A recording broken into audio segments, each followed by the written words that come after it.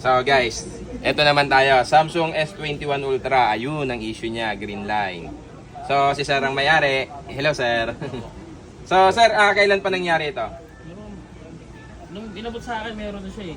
Nung binigay sa'yo ganito na. Oo. So ito Sir, Nabiga lang yun sila, nabigay niya. Pero nung una, wala siya. Siguro mga ilang days din. bago lumabas. So ito Sir, kagaya nung mga nasa videos natin, i-repair natin ang hindi pinapalitan ng LCD. Kasi sobrang mahal ng LCD niya. So let's go.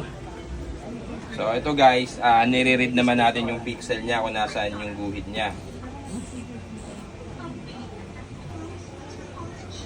Yun. Yung guys, so pansinin nyo siya. Siya lang yung pinakamatingkad na ilaw. So siya yung nagkukos ng green line. So ayan guys, makikita nyo may numbering siya. So kami guys, may gamit kaming application dyan paano namin nare-read yung mga ganyang issue.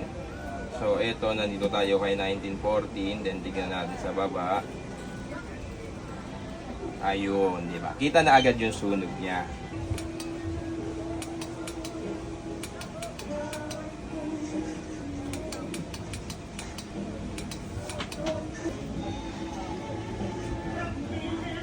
Yan mga boss, pinanonood po mismo ng customer natin kung paano niya ginagawa yung line screen. Ganito po tayo rito mga boss sa shop. Pwede niyo pong panoorin abang ginagawa po yung unit ninyo.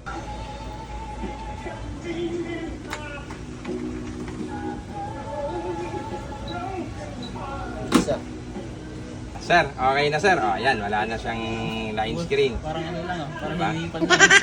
Ayun guys, okay na yung S21 Ultra na kaninang green line.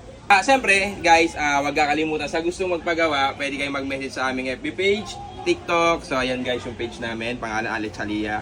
So guys, ibigay na natin kay sir at kami aalis na. Sir, eto po. Thank you so much sir. Thank you po sir.